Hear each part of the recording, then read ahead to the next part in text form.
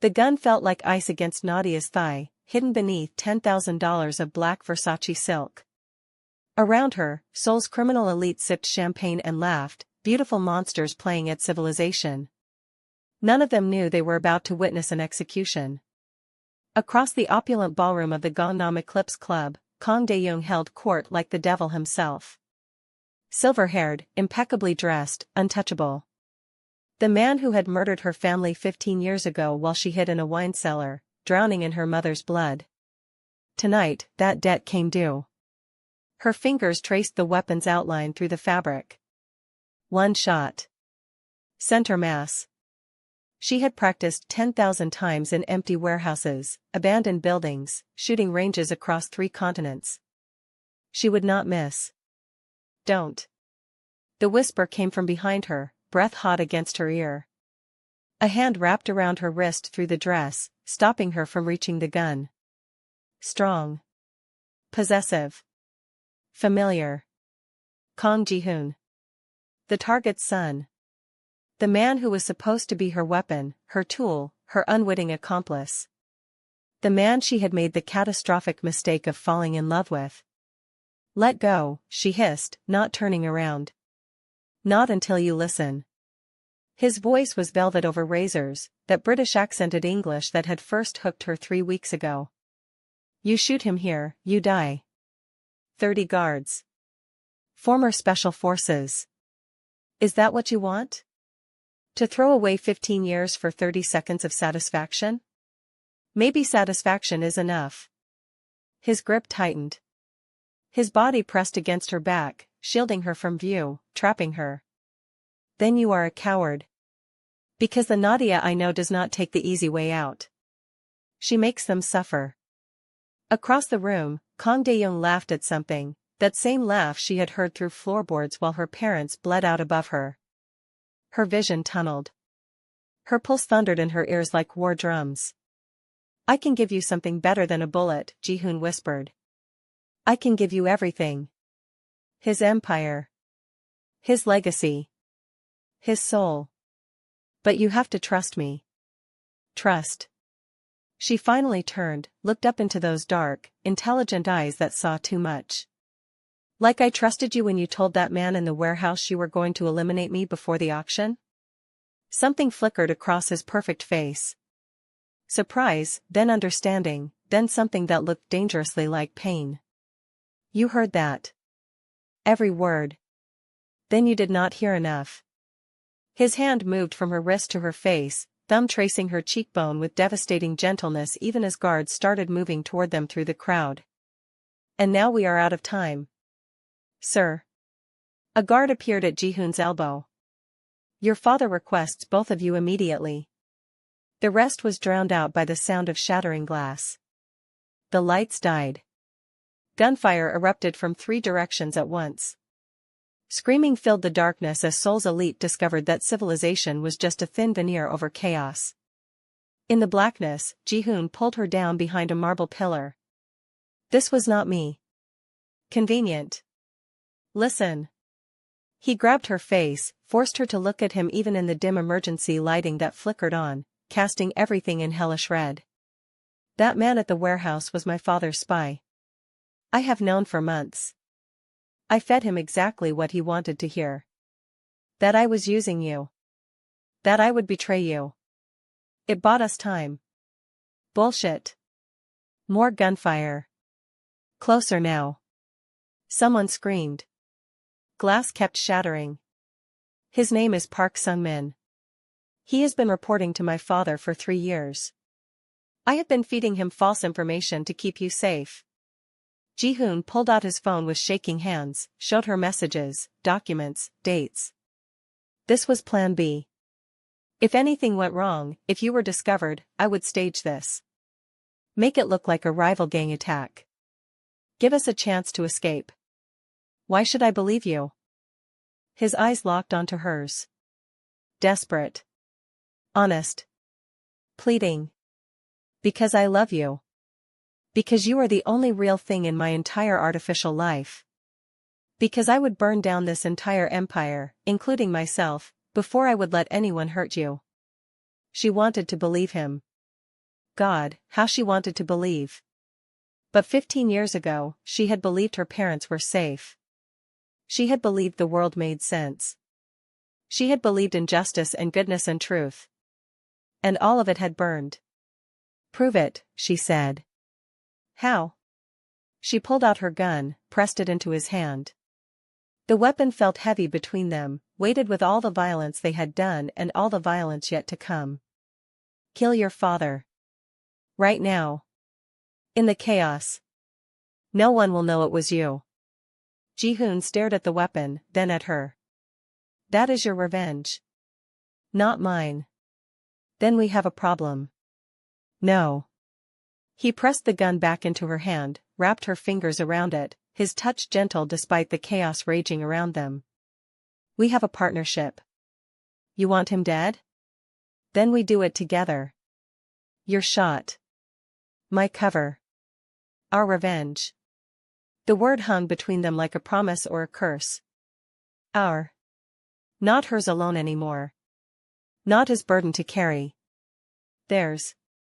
Together? Together. She had to decide.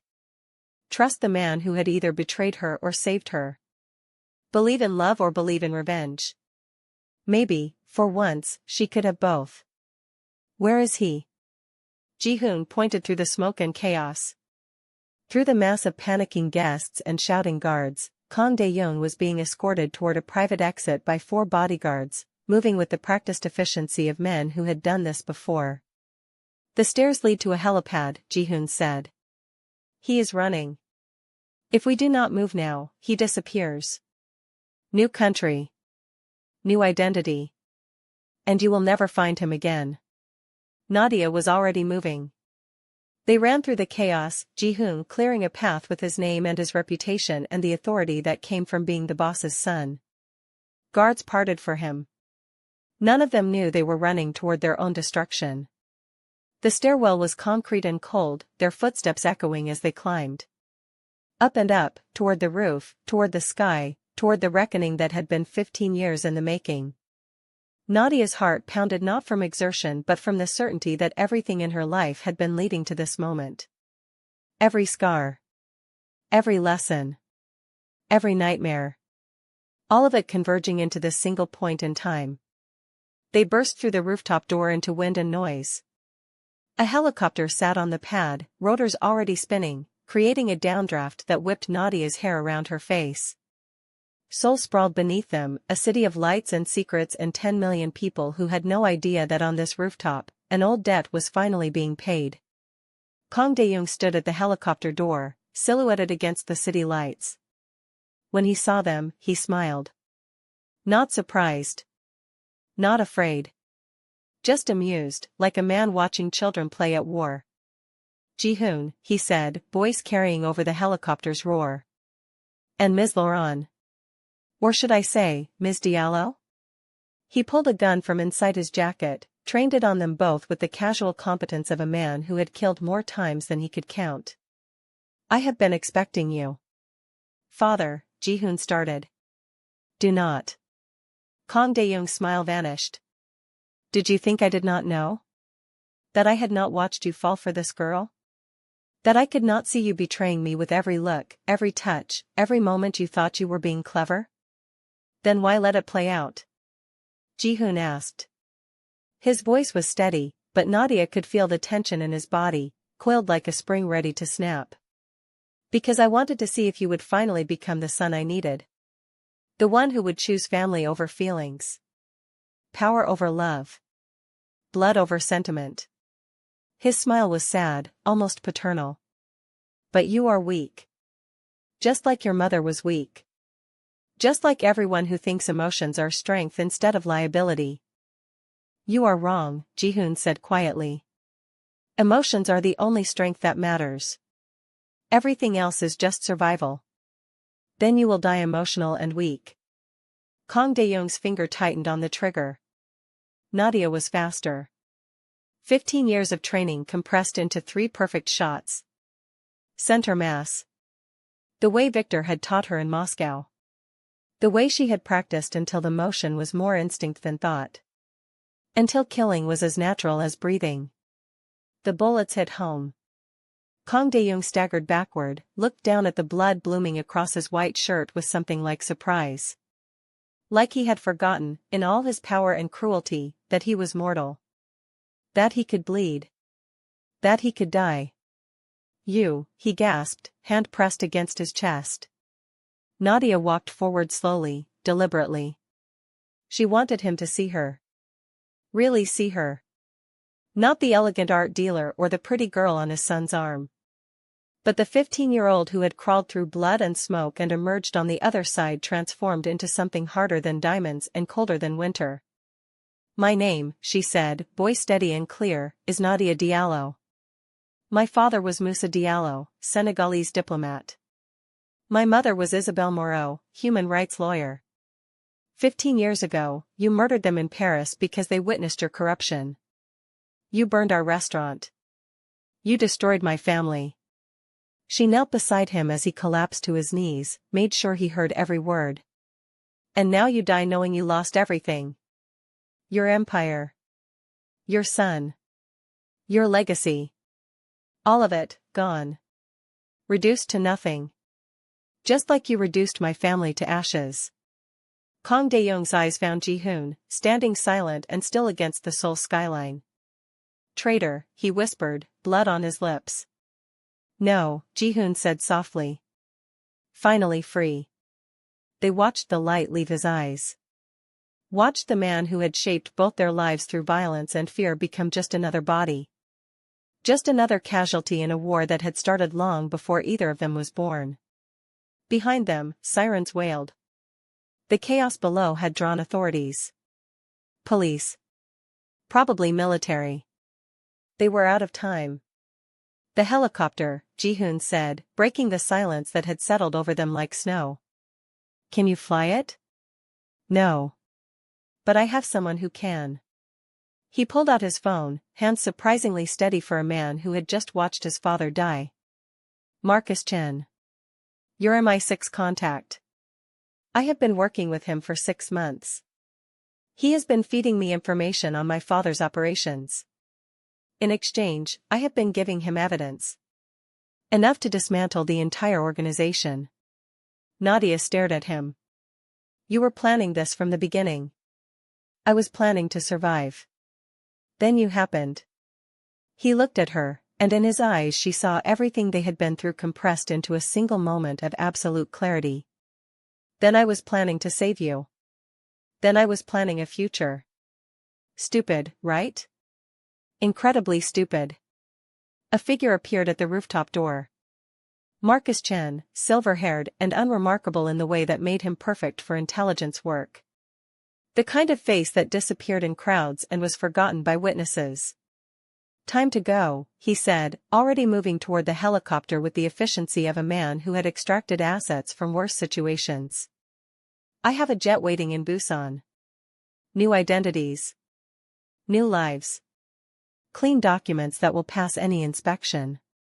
But we need to move now. You have maybe 3 minutes before this rooftop is swarming with special forces, and I would rather not explain why I am helping 2 murder suspects escape." Nadia looked at Ji-Hoon. Really looked at him. This man who had upended everything. Who had transformed from target to partner to something she did not have words for. "You planned all of this." "Plan B," he said. "If everything went wrong. If you did not trust me. If the only way to save you was to burn it all down." He took her hand, and despite everything, despite the body cooling on the concrete and the sirens growing louder and the entire city hunting them, his touch felt like safety. "I told you. I would burn down my entire empire before I would let anyone hurt you. I meant it." Marcus was already in the pilot seat, flipping switches with practiced ease. "Decide now. Stay and face Korean authorities with a murder charge, or trust me one more time and get in this helicopter." Below them, flashlights appeared in the stairwell. Voices shouting. Boots on stairs. The sound of men with guns and badges coming to restore order to chaos. Nadia looked at the body of Kang Dae-young. The man who had stolen 15 years of her life. She had imagined this moment 1,000 times in 1,000 different ways. She had expected to feel triumph, satisfaction, the clean, pure joy of revenge finally achieved. She felt none of those things. What she felt was Ji-Hoon's hand in hers. Warm. Real. Alive. Proof that vengeance, for all its seductive clarity, was just the ending of one story, not the beginning of another. Together? She asked. Together. They ran for the helicopter. Marcus had the rotors at full speed by the time they climbed in, and they lifted off just as armed police burst through the rooftop door. Nadia watched Seoul fall away beneath them, the city where she had come to end one life and somehow started another. The lights blurred together, beautiful and indifferent, 10 million people living their lives with no idea of the small, violent dramas being played out above their heads. "Where are we going?" she asked, voice barely audible over the helicopter noise. Marcus glanced back at them, something like approval in his gray eyes. "First Busan. Then Manila. Then wherever you want. I have passports for you both. James Park and Nadia Moreau. British citizens. Complete backgrounds. Work histories. Everything you need to disappear properly." "What does MI6 get out of this?" Nadia asked, because she had learned long ago that no one gave something for nothing. Everyone wanted payment. Everyone had an angle. "Justice," Marcus said simply. "Your boyfriend gave me 6 months of intelligence. Names. Routes. Financial records. Enough to bring down not just the Kang family, but 3 other major syndicates. Human trafficking rings destroyed. Money laundering operations shut down. Corrupt officials exposed. That is worth 2 plane tickets and some paperwork." Ji-Hoon's hand tightened on hers. "I told you. I was planning to destroy him anyway. You just gave me a reason to do it faster." They flew through the night, leaving Seoul behind. Leaving Korea behind. Leaving everything they had been behind. Nadia leaned her head against Ji-Hoon's shoulder and felt the adrenaline finally drain away, replaced by exhaustion so profound it felt like drowning. "Do you regret it?" she asked quietly. "Losing everything? The money? The power? The name that opened every door in Korea?" He was quiet for a moment, considering. "I lost things I never really had. But I gained something real." "What?" "You. A future. A chance to be someone other than Kang Dae-young's disappointing son." He kissed the top of her head. "A soul. You gave me back my humanity, Nadia. Every day with you, I remembered what it meant to be more than a weapon. More than my father's creature." She wanted to tell him he had done the same for her. That before him, she had been nothing but purpose and rage, a missile aimed at a single target with no thought for what came after impact. But the words stuck in her throat, too large and too true to speak aloud in a helicopter racing toward an uncertain future. Instead, she held his hand and watched Korea disappear into the darkness behind them. The jet in Busan was small and private, the kind that asked no questions and kept no records. Marcus handed them passports and a black credit card. 6 months of operating funds. "After that, you are on your own. Do not contact me. Do not come back to Korea. Do not do anything stupid that makes international news. Just disappear and live whatever life you can build from the ashes." "That is it?" Nadia asked. "No conditions? No, we might need you someday?" Marcus smiled, and for the first time he looked almost human. "I have been doing this for 23 years. Extracting assets. Running agents. Trading favors. You know what I have learned? Sometimes the best intelligence work is knowing when to let people go. You two did your part. The rest of your lives are your own. Do not waste them." He left. The jet took off. And Nadia and Ji-Hoon were finally, truly alone. No missions. No plans. No enemies. Just two people who had found each other in the wreckage and somehow survived. Where do we go? Ji-Hoon asked as the jet climbed into the night sky. Paris, Nadia said. The word came out before she had fully formed the thought, but once spoken, it felt right. I want to go home. The real home. The place where it all started. Are you sure? The memories are mine to face. She looked at him, this beautiful, dangerous man who had chosen her over everything. I spent 15 years running from that night. Building weapons out of grief. Maybe it is time to face it. To remember my parents as they were, not just how they died. Ji-Hoon nodded. Then Paris it is. They flew through the night, chasing the sun west, toward Europe and new beginnings.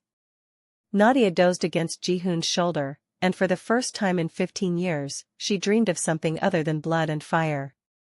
She dreamed of her mother's laugh. Her father's terrible jokes. The smell of Senegalese cooking mixing with French pastries in the restaurant kitchen. Good memories. Whole memories. The kind that reminded her that before she became a weapon, she had been a daughter. A child. A person who loved and was loved. When she woke, they were descending into Paris Charles de Gaulle Airport. Dawn painted the city gold and rose, and from the air it looked exactly as she remembered. Beautiful. Indifferent. Eternal. Marcus had been thorough. They passed through customs without incident, their new passports accepted without question. James Park, British investment banker. Nadia Moreau, French art dealer. A wealthy couple returning from business in Asia. Unremarkable. Invisible. They took a taxi into the city, and Nadia directed the driver to the 5th arrondissement, to the narrow street where her parents' restaurant had stood. Her hands were shaking. Ji-Hoon held one steady. We do not have to do this now, he said quietly. We can get a hotel. Rest. Face this tomorrow. No.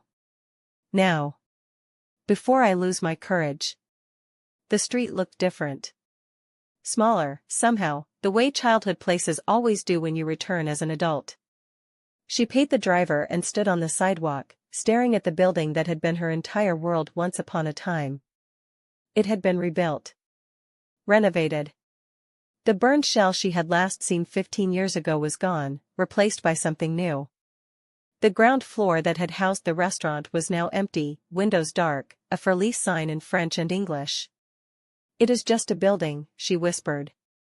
Just brick and glass. Nothing special. It is where your parents built their dream, Ji-Hoon said. That is special enough. They stood there as Paris woke up around them. Delivery trucks rattling past. Cafe owners opening shutters. The smell of fresh bread from the boulangerie 2 doors down. Life, continuing on, indifferent to old tragedies and new beginnings. I want to buy it, Nadia said suddenly.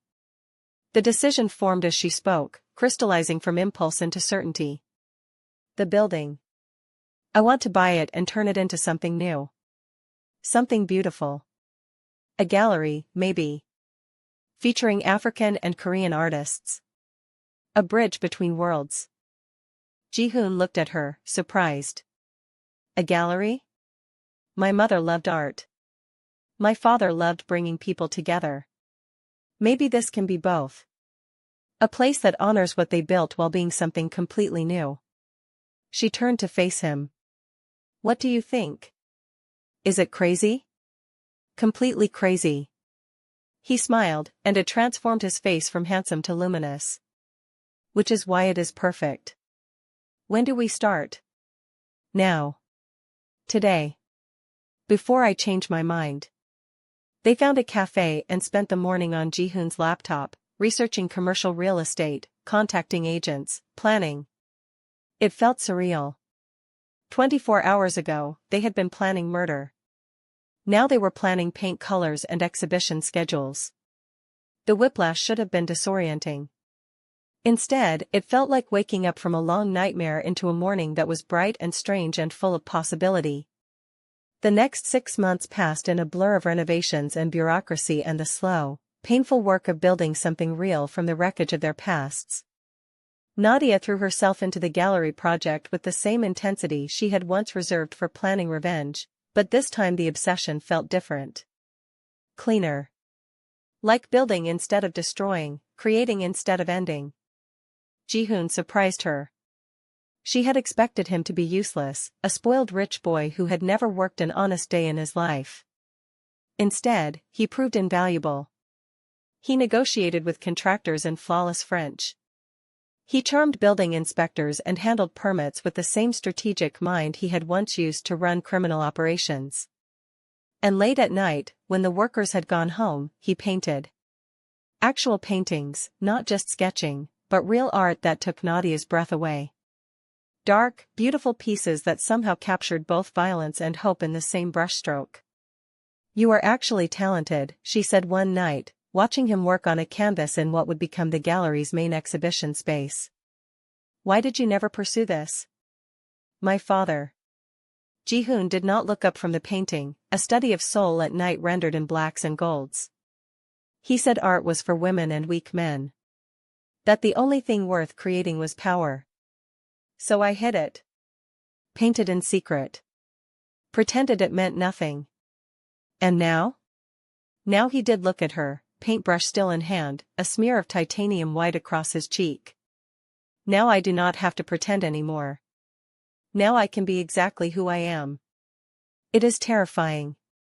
"Terrifying how?" "Because what if who I really am is not enough? What if, without the name and the money and the fear, I am just ordinary?" He set down the brush, walked to where she stood. "What if you wake up one day and realize you fell in love with Kang Ji-Hoon, crime lord's son, and not James Park, mediocre painter?" Nadia reached up, cupped his face in her hands. "I fell in love with the man who chose me over his entire world. Who killed his father not for power but for freedom. Who paints at 3 in the morning because beauty matters more to him than sleep. That man is not ordinary. That man is extraordinary."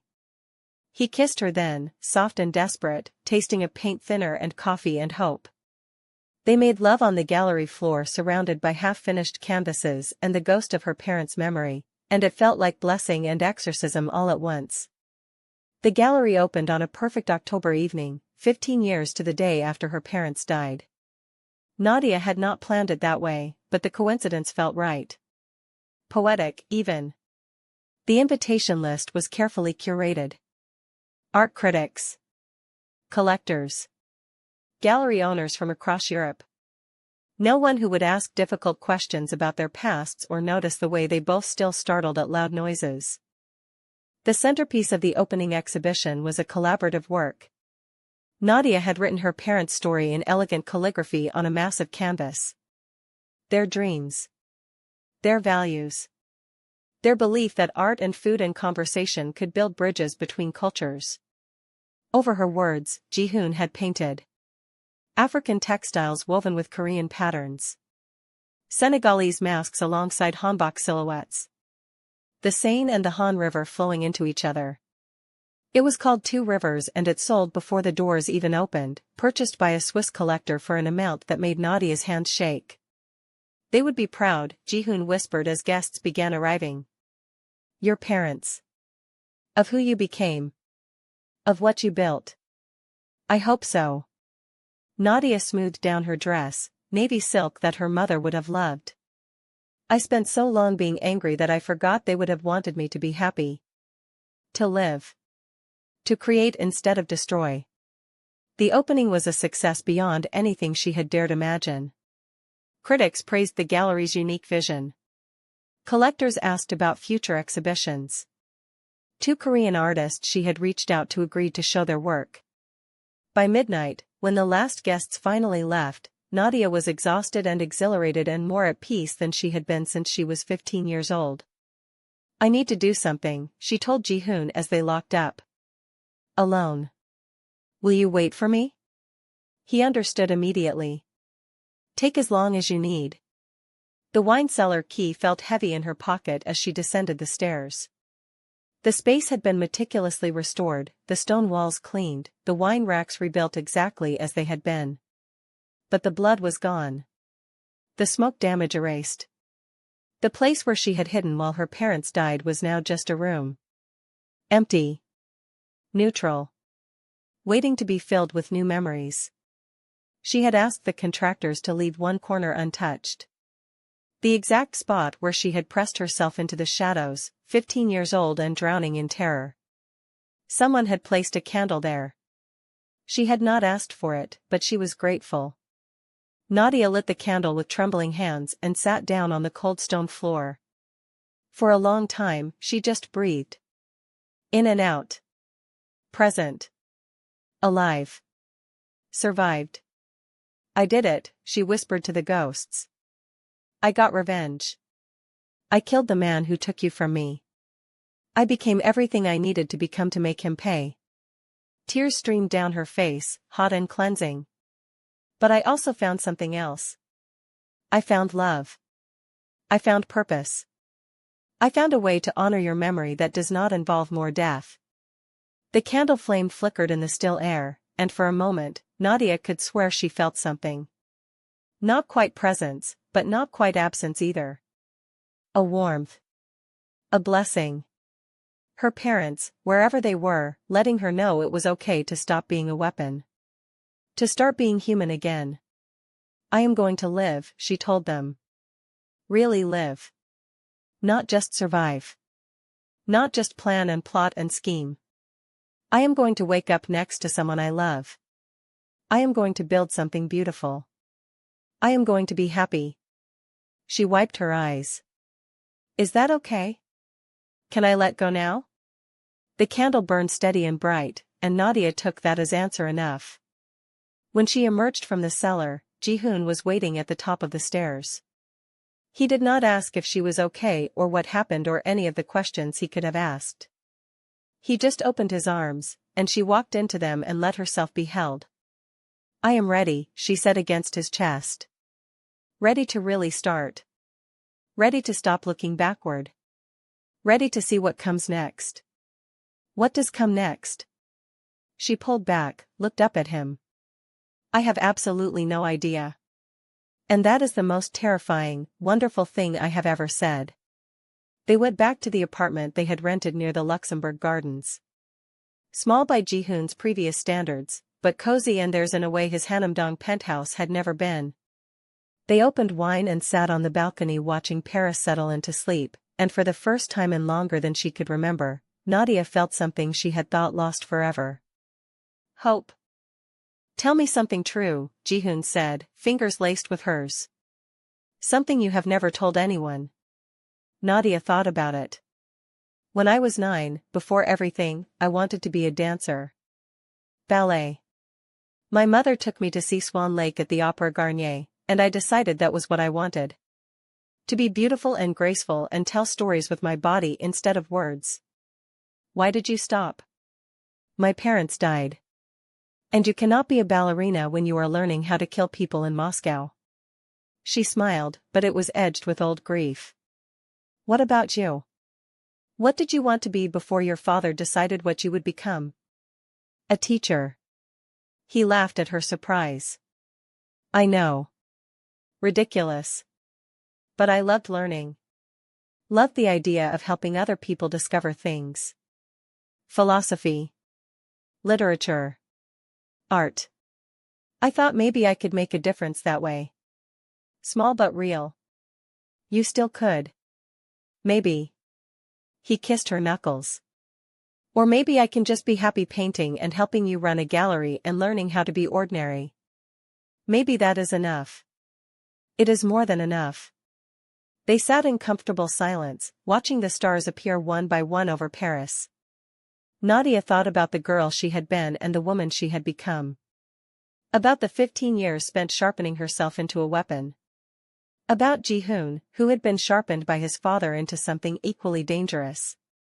About how they had found each other in the darkness and somehow, impossibly, carved out space for light. Do you think we will ever stop looking over our shoulders? She asked. Stop startling at sirens?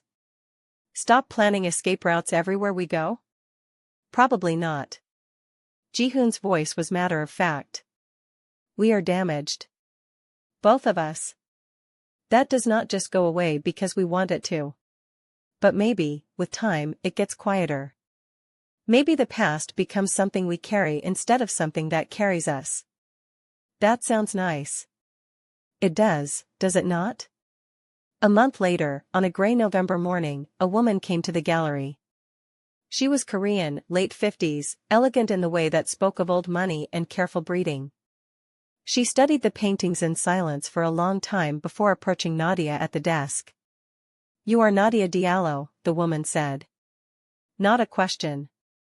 Nadia's hand moved instinctively toward the knife she still carried, always, a habit that would probably never break.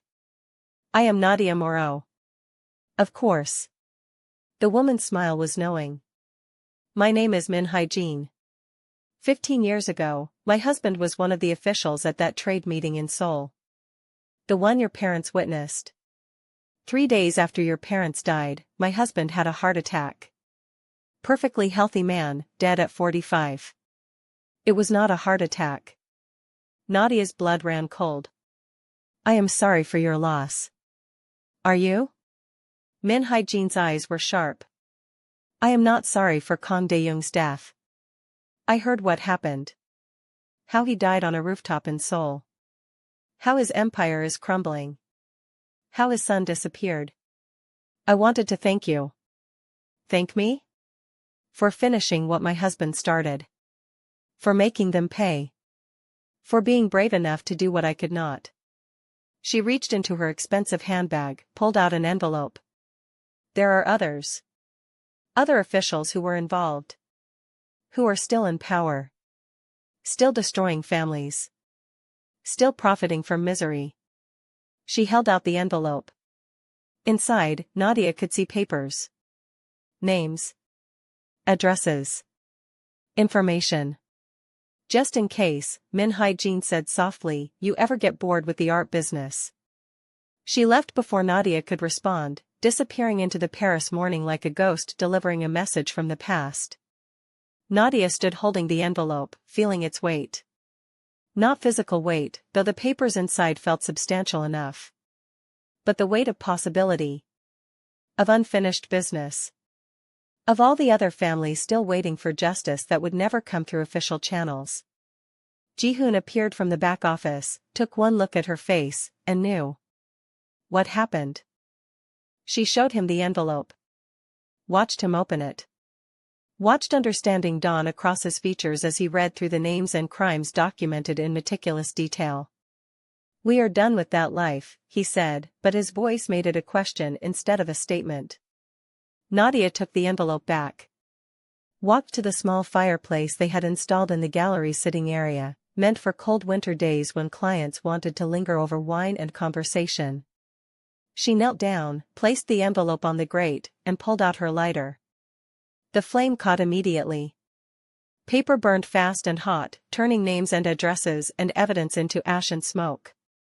They watched it together, neither speaking, as 15 more potential targets dissolved into nothing. "Some battles end," Nadia said quietly. "Some monsters stay dead. Some weapons get to rest." "And that is enough?" Ji-Hoon asked. She turned to him, this man who had given up everything for her. Who had chosen love over power, creation over destruction, hope over the familiar comfort of rage. "It has to be. Because if it is not, then we will never stop. We will hunt every corrupt official and every crime lord and every person who has ever done wrong, and we will die doing it. And I do not want to die anymore, Ji-Hoon. I want to live." He pulled her close, and she felt his heart beating against her cheek. Steady. Strong. Alive. "Then we live." The ashes finished burning. The smoke cleared. And with it, the last ghost of who Nadia had been for 15 years faded away. Life settled into something resembling normal, though neither of them would ever be truly ordinary. The gallery thrived. They attracted artists from Dakar and Lagos, from Seoul and Busan, creating exactly the kind of cultural bridge Nadia's parents had dreamed of. Ji-Hoon's paintings sold under the name James Park, and critics praised his unique fusion of Eastern and Western styles, never knowing they were looking at the work of a reformed killer. They learned to be happy. It was harder than either expected. Happiness required vulnerability, and vulnerability went against every survival instinct they had honed. But slowly, painfully, beautifully, they learned. Learned to sleep without weapons within reach. Learned to walk down streets without constantly checking for exits. Learned to believe that the future could be more than just survival. On their 1-year anniversary of leaving Seoul, Ji-Hoon proposed. Not with a ring, which would have felt too conventional, but with a painting. It showed 2 figures standing at the edge of a cliff, holding hands, about to jump into an ocean that was simultaneously terrifying and beautiful. It is called leap of faith, he said, nervous in a way she had never seen him. I know we cannot get legally married. Our identities are fake. We are technically dead or disappeared in multiple countries. But I wanted to ask anyway. Will you take this leap with me? Will you be my partner, my love, my home for whatever time we have left? Nadia looked at the painting, at the hope and fear and desperate love captured in brushstrokes. Yes. Always yes. They married themselves in the wine cellar on a quiet December evening. No priest, no witnesses, just candles and whispered vows and the ghosts of her parents as silent observers. Ji-Hoon promised to honor her past while building their future. Nadia promised to choose creation over destruction, life over vengeance, love over fear. They sealed it with a kiss that tasted of tears and hope. We did it, she whispered against his lips. We survived. We won.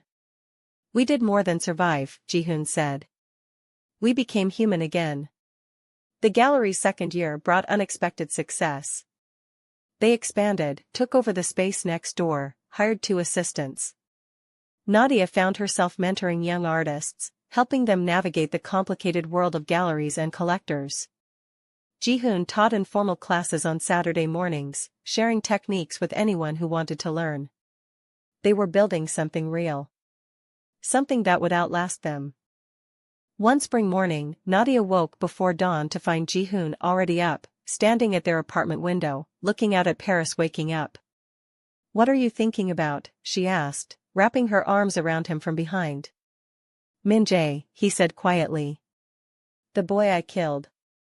He would have been 31 now. Same age as me. I wonder who he would have become. If he would have been happy.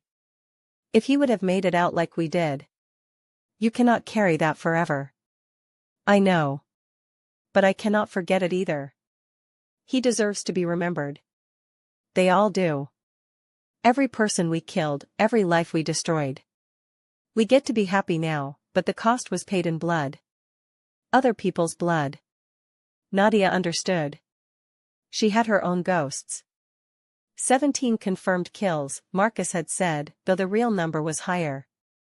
19. 20 if she counted Kang De-young. 20 lives ended so she could have this one. We cannot bring them back, she said. But we can honor them by being better. By creating more than we destroyed. By helping instead of hurting. Is that enough? It has to be. They stood together as the sun rose over Paris, 2 broken people who had somehow found a way to be whole together. It was not perfect. They still had nightmares. Still startled at loud noises. Still carried knives and planned escape routes. But they also had this.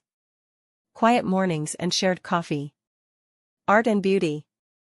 A gallery full of dreams. Each other. The gallery's 3rd anniversary coincided with a major exhibition. They had curated a show called From Ashes, Art of Resilience and Rebirth featuring artists from conflict zones around the world. Syria. Afghanistan. Rwanda. South Sudan. Korea. Places where violence had tried to destroy beauty, and beauty had survived anyway. The opening night was packed.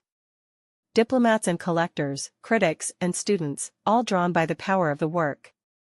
Nadia stood in the center of the gallery her parents had once owned, surrounded by proof that creation could triumph over destruction, and felt something click into place.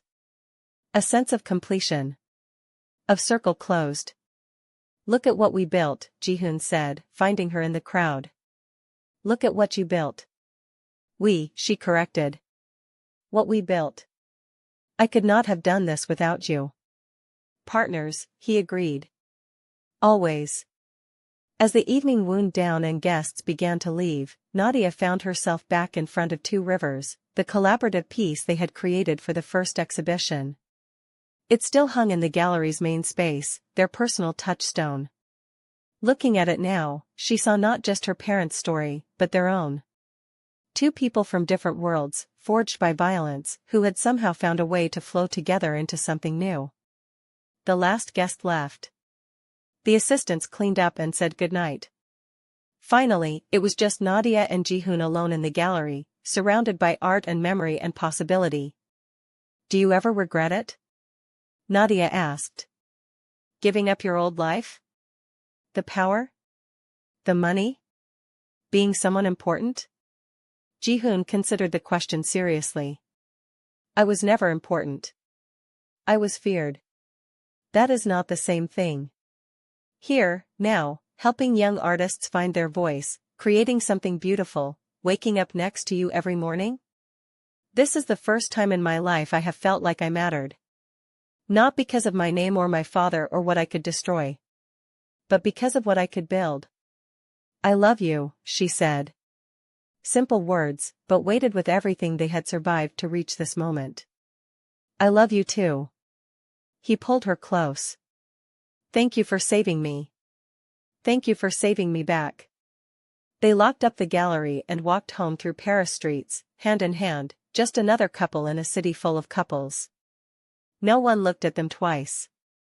No one saw the scars or the ghosts or the violence that had shaped them. They were invisible in the best possible way. That night, curled up in bed with Ji-Hoon's arms around her, Nadia dreamed. Not of blood or fire or wine cellars.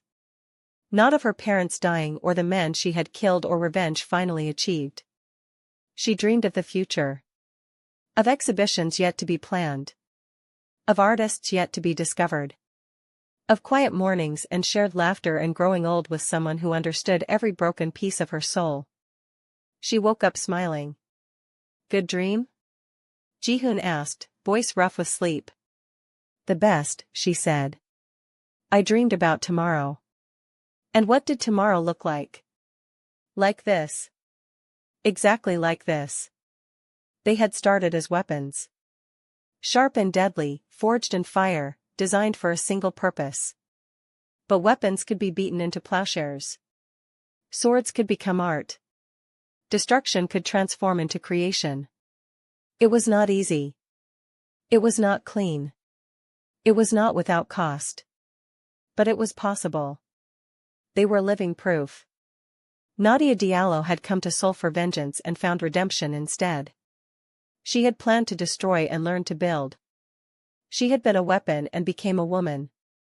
And in the end, that was the greatest revenge of all.